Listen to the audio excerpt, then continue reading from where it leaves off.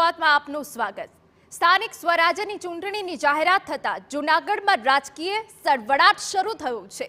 આગામી 16 ફેબ્રુઆરીએ જૂનાગઢ મહાનગરપાલિકા અને જૂનાગઢ જિલ્લાની 6 નગરપાલિકાઓમાં મતદાન યોજાશે।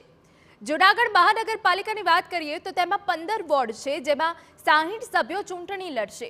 જૂનાગઢ શહેરની સૌથી મોટી સમસ્યા છે રેલવે ફાટક। શહેરને ફાટક મુક્ત કરી ઓવરબ્રિજ બનાવવાની વાત તો થઈ હતી, પરંતુ ઓવરબ્રિજ બન્યા નથી। આવા કેટલાક પૂરા થયેલા કામ અને અધૂરા વાયદાની જૂનાગઢની જનતા મૂલવશે। શહેરના કેટલાક નગરસેવકો તો એવા છે જે વોર્ડમાં જાય તો પણ લોકો તેમને ઓળખતા નથી, ત્યારે જનસંપર્ક ગુમાવી બેઠેલા નેતા નારાજગીનો શિકાર બની શકે તેમ છે।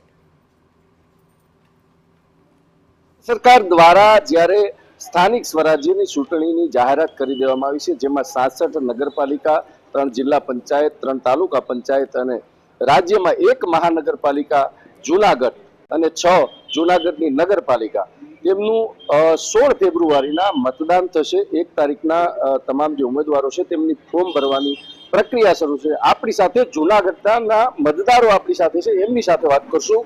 જે રીતે ચૂંટણીની જાહેરાત થઈ છે, ખરેખર આ સ્થાનિક સ્વરાજ્યની ચૂંટણી છે, રાજ્યમાં 1 જ મહાનગરપાલિકા છે જૂનાગઢ, શું કહેશો આ બાબત? જાહેરાત થઈ છે તે બાબત અમારે જૂનાગઢ મહાનગરપાલિકાની પણ ચૂંટણીની જાહેરાત થશે, એના માટે અમે હરખોળસમાં છીએ। એનું કારણ છે કે અમારે જે વહીવટી શાસન અત્યાર સુધીમાં લાગેલું હતું, એટલે અમે હવે જે નવા ચૂંટાઈ ગયેલા પ્રતિનિધિઓ આવશે અને લોકો સ્થાનિક કોર્પોરેટરને રજૂઆત કરી શકશે અને અમારા કામ એકદમ ઝડપથી થઈ શકે, એના માટે ચૂંટણીને અમે આવકારીએ છીએ।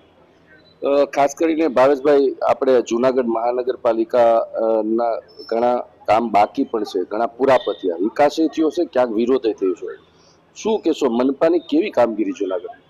મનપાની અત્યારે તો કામગીરી નબળી દેખાય છે, પણ આવતી ચૂંટણીમાં જો સરકારે ધ્યાન દે તો ભાજપને સપોર્ટ કરીએ।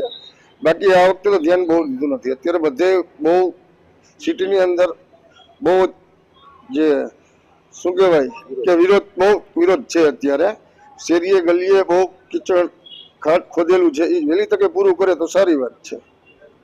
અન્ય લોકો પણ આપણી સાથે જોડાય છે। વિનુભાઈ, જે રીતે આ ચૂંટણીની જાહેરાત થઈ છે, ક્યાંક રોડ રસ્તાના પ્રશ્નો હોય, સૌથી વધારે લોકોને એ છતાવે છે, બીજું પાણીના પ્રશ્નો હોય, શું કહેશો આ? આ બધા આ વખતે એક જ ખાસ ધ્યાન રાખે કે એવા માણસોને ટિકિટ આપે કે જે કામ કરતા હોય, કે માલિક ન બની બેઠે। ઘણા આ ગયા વખતે અમુક માણસોનું એવું હતું કે ચૂંટણી જીત્યા પછી માલિક બની બેઠા, કોઈ પણ વ્યવસ્થિત જવાબ ન આપે, કોઈ વ્યવસ્થિત કામ ન કરે। એટલે મારી એ જ એક વિનંતી છે કે એવા માણસોને ટિકિટ આપે કે જે કામ કરે, પબ્લિકના કામ થાય અને એની સેવા કરે, માલિક નહીં। અને બીજા નંબરમાં જો વિરોધ તો હોય એવું કંઈ નથી, વિકાસના કામે ઘણા થયા છે। ક્યાંય અમુક વિકાસના કામ કરીએ તો અમુક અડચણ પણ આવતી હોય, કારણ કે એકથી બધું નવું કર્યું છે ડેવલપ, એટલે એમાં થોડીક તકલીફ તો રહેશે જ ઓનનું વર્ષ, પણ આવતા આ ચૂંટણી પછી જે લોકો આવશે એને ઘણી રાહત રહે અને કામે ઘણું થયું છે, એવું નથી। અન્ય લોકો આપણી સાથે છે। પરેશભાઈ, સૌથી વધારે આપણે વાત કરવામાં આવે તો જે રીતે જૂનાગઢનો સૌથી ફાટકનો મોટો પ્રશ્ન છે, ઓવરબ્રિજની ડિઝાઇન અનેકવાર બની છે, ઓવરબ્રિજ બન્યો નથી, શું કહેશો આ બાબત? એમાં તો એ મોટા મોટા ધારાસભ્ય અને સંસદ સભ્ય ફાટા મારી ગયા હતા, બોર્ડ માર્યા હતા કે તારીખ લખી લેજો એવું કે આ દિવસે ફાટક લેસ જુનાગઢ બનશે, પણ એવું કાંઈ હજી કોઈ જાતનું કાંઈ છે જ નહીં। એને એ જ રામાયણ છે, આમ પબ્લિક પીસાય છે। ને અત્યારે જે ભૂગર્ભ ગટરના કામ ચાલે છે, હાવ લોલમ લોલ ચાલે છે। નવી ભૂગર્ભ ગટર જે બનાવી છે એમાં ચારેકોર નવી કુંડીઓ બધીમાંથી પાણી ક્યાંય નિકાસ થતો જ નથી। એમ તમે ગમે એ જુનાગઢની શેરીમાં જાઓ, ક્યાંયથી કોઈ હાલી નથી શકતું, કેટલાના હાથ પગ હાથે ભાંગી ગયા છે। એટલે વિકાસ હાવ જીરો જ છે, એમ સમજી લ્યો ને તમે, નામે ઠામે જીરો એમ।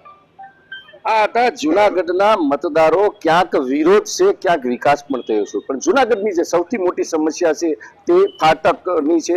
જે વૈભવ ફાટક, જોશીપરા ફાટક, આ હજુ ઓવરબ્રિજના કામ અનેકવાર મંજૂર થયા, કામ શરૂ પણ થયું છે, પણ હજુ કામ પૂર્ણ નથી થયું। બીજી તરફ રોડ રસ્તા અને પાણીના પણ પ્રશ્નો છે, તો ક્યાંક વિકાસ અને ક્યાંક વિરોધનો વંટોળ। ત્યારે સ્થાનિકોનું કહેવું છે કે જે ઉમેદવારોની પસંદગી કરવામાં આવે, બિલકુલ લોકોના કામ અને શહેરના કામ કરે તેવા ઉમેદવારની પસંદગી કરવામાં આવે। વિજયસિંહ પરમાર, TV9 જૂનાગઢ।